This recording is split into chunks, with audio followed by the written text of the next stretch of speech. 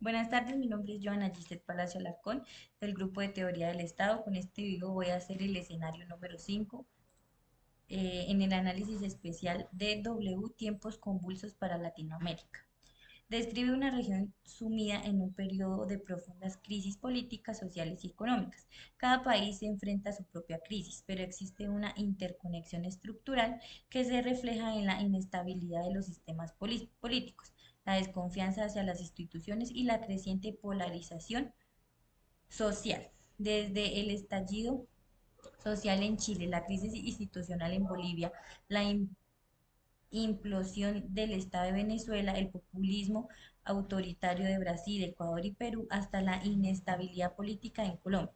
Todos estos fenómenos evidencian una crisis generalizada de la gobernabilidad en América Latina. En este análisis se abordan las causas comunes y las particularidades de la crisis en la región, con un enfoque particular en cómo estas crisis están afectando el Estado y su capacidad para responder a los desafíos del siglo XXI. Primero, Chile, el estallido social y la crisis de legitimidad. Chile, hasta hace pocos años un modelo de estabilidad económica y política en América Latina, vivió un estallido social en octubre del 2019 que expuso las profundas desigualdades que aún persisten en el país. La raíz del estallido no fue simplemente un alza en las tarifas del Metro de Santiago, sino la acumulación de años de descontento por un alto costo de vida, la precariedad laboral, la insatisfacción con el sistema de pensiones y la falta de acceso a los servicios públicos básicos de calidad, como salud y la educación. La reacción del gobierno de Santiago Piñera, con un enfoque represivo, agudizó la crisis y reveló una falta de respuesta estatal ante las demandas sociales, lo que llevó al país a iniciar un proceso de reforma constitucional. Este fenómeno es clave para entender el futuro del Estado chileno. El sistema neoliberal instaurado por la dictadura de Pinochet dejó una huella profunda en las instituciones chilenas, y aunque el país ha experimentado un notable crecimiento económico, la distribución de la riqueza ha sido sumamente desigual. El Estado, en lugar de actuar como un garante de los derechos, ha sido percibido como un instrumento al servicio de unos pocos, lo que ha debilitado la confianza en sus instituciones. Esta crítica al Estado neoliberal se alinea con lo planteado por Cárdenas García en 2004, quien describe como un Estado neoliberal que ha evolucionado a través de diversas fases, desde un Estado absoluto a un modelo más desregularizado que prioriza la libre competencia y la reducción de la intervención estatal en los aspectos sociales y económicos. Segundo, Bolivia, la crisis institucional y el golpe de Estado. En Bolivia, en el año 2019, marcó un punto de inflexión con la renuncia de Evo Morales tras una serie de protestas en contra de su reelección, que muchos acusaron de fraudulentas. El proceso posterior, con la salida de Morales y la llegada del gobierno de Jeanine Áñez, resultó en un clima de polarización extrema y enfrentamientos violentos entre los sectores del movimiento y los opositores. El caso bolivariano refleja la fragilidad de las instituciones democráticas en muchos países de América Latina. Si bien Morales había elegido democráticamente en varias ocasiones, su intento de perdurarse en el poder y su búsqueda de reelección a través de sus modificaciones constitucionales desató un conflicto que en él intervino las Fuerzas Armadas. La falta de mediación política y la crisis de legitimidad hicieron imposible una resolución pacífica del conflicto. Las instituciones estatales pierden su capacidad para garantizar el Estado de Derecho, dado que las reglas del juego se ven manipuladas por intereses políticos y el poder se desdibuja, deslegitimando la estructura del Estado. Tercero, Venezuela, la implosión del Estado y el colapso institucional. Venezuela ha vivido la implosión de su Estado bajo el régimen de Nicolás Maduro. La crisis económica, junto con la descomposición política y social, ha generado una de las migraciones más grandes en la historia reciente a la región.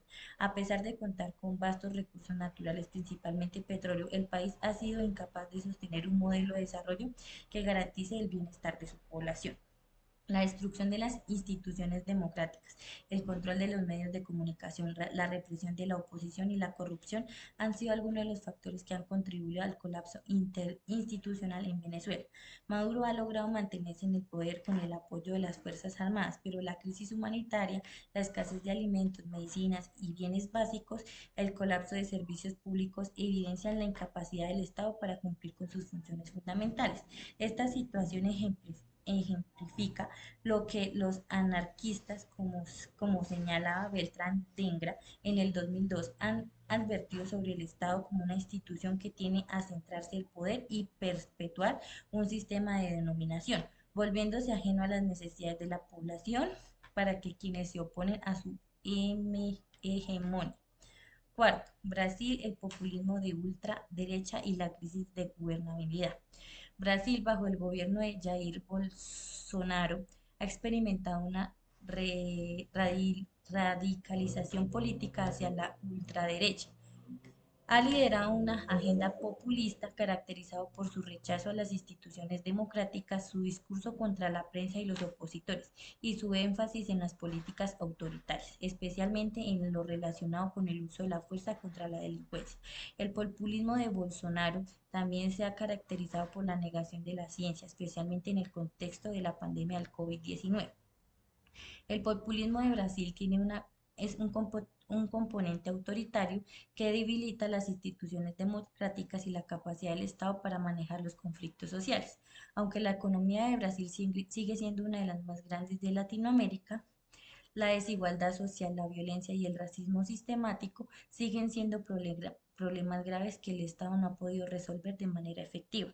Como Luke argumenta en su segundo tratado sobre el gobierno civil, la función del Estado debe ser la de proteger los derechos individuales y garantizar la paz social, un ideal que se ve erosionado en el contexto de un populismo autoritario. Quinto, Ecuador y Perú, crisis de gobernabilidad y polarización. Ecuador y Perú son dos ejemplos de inestabilidad política crónica en la región. En Ecuador, la protesta masiva en el 2019, conocido como el paro nacional, fue un claro reflejo de la desconfianza de la población hacia un Estado incapaz de cumplir con sus promesas de desarrollo social y económico. La decisión del gobierno de Lenin Moreno de eliminar los subsidios a los combustibles desató una ola de protestas en todo el país que terminó con la revisión de las medidas, pero dejó una crisis de legitimidad en la clase política. Por su parte, Perú ha sufrido una crisis institucional sin precedentes con la destitución de varios presidentes en los últimos años, marcada por escándalos de corrupción, una política extremadamente polarizada y un vacío de poder que ha resultado en un ciclo de inestabilidad. La presidencia de Pedro Castillo y su posterior destitución y encarcelamiento fueron el punto culminante de una crisis política que involucró a las Fuerzas Armadas, la Fiscalía y el sistema judicial. Ambos países evidencian la falta de solidez institucional y la fragilidad de la democracia en América Latina. En muchos casos, el Estado se convierte en una pieza más del juego político, incapaz de representar a toda la población o generar los consensos necesarios para la gobernabilidad. El concepto de Estado como una estructura social destinada a regular las relaciones del poder y garantizar los derechos de los ciudadanos, tal como lo establece Hobbes, se ve seriamente comprometido en estos contextos de crisis institucional. Sexto, Colombia, paro nacional y crisis social. En Colombia, el paro nacional de 2021 marcó uno de los episodios más intensos de protesta social en los últimos años. Las movilizaciones iniciaron en rechazo a una reforma tributaria propuesta por el gobierno de Iván Duque, pero rápidamente se convirtieron en un grito generalizado contra la desigualdad social, la pobreza, la violencia policial y las promesas incumplidas en el acuerdo de paz con las FARC. La respuesta del Estado fue represiva, con el uso de la fuerza pública para dispersar las protestas, lo que dejó numerosos muertos y heridos y agudizó la desconfianza en las instituciones. A pesar de los avances en la implementación de acuerdos de paz, Colombia sigue enfrentando altos niveles de violencia, especialmente por parte de los grupos armados ilegales, lo que demuestra la debilidad en el Estado en muchas regiones, la fragilidad del Estado colombiano en el cual debe ser capaz de manejar los conflictos internos sin recurrir a la represión y garantizar los derechos fundamentales a todos los colombianos. En conclusión, el concepto de Estado en América Latina está profundamente vinculado a la capacidad de las instituciones para generar confianza, promover la justicia social y garantizar el bienestar colectivo. Sin embargo, la historia recientemente muestra que muchos de los estados latinoamericanos han sido incapaces de cumplir en estas funciones especiales, lo que ha dado un lugar a una crisis de gobernabilidad, polarización y en algunos casos el colapso institucional. En este sentido, el Estado se enfrenta a un dilema. Debe adaptarse a los nuevos desafíos del siglo XXI, reformando sus estructuras y fortaleciendo su legitimidad, o correr el riesgo de seguir siendo percibido como un ente distante y opresivo, incapaz de responder a las demandas sociales de los ciudadanos. Muchísimas gracias.